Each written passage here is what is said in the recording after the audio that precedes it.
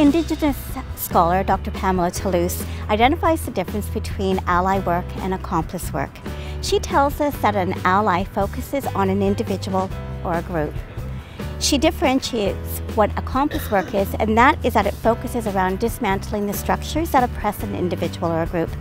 And the work by accomplices is directed by the stakeholders of that group. Paul Merredew is truly an accomplice in Indigenous education in Upper Canada District School Board. He models every day his commitment to connecting heart and mind. He has been instrumental in supporting system implementation of the newly revised First Nation, Métis, Inuit Studies curriculum, and he is known for his leadership in program planning, implementation, and innovation. Paul understands the necessity of establishing reciprocal relationships with our cultural advisors. He does this by inviting a wide range of cultural advisors in to work alongside Smiths Falls District Collegiate Institute, students, staff, and community. And in doing so, he always strives to do this in a good way. His hours upon hours in planning the Spirit of the Drum powwow include the many engaging learning experiences that lead up to the powwow. These experiences ensure a weekend rich in culture, history, language, and community. And all of these efforts provide the opportunity for our students to showcase their work in a really authentic way. Paul has an unwavering, humbling commitment to his own ongoing personal learning journey in Indigenous education. Nyawangoa Paul for being an accomplice in the work in Indigenous education in Upper Canada District School Board. My name is Paul Merredew.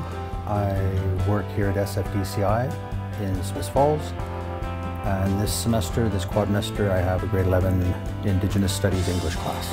A few years ago here at Smiths Falls, when Indigenous Studies was brought in as a subject, and none of the teachers teaching Indigenous Studies had Indigenous Studies training, and that would be grade 9 art, grade 10 history, and grade 11 English. A group of us got together to see, well, how can we do Indigenous Studies English? And that initial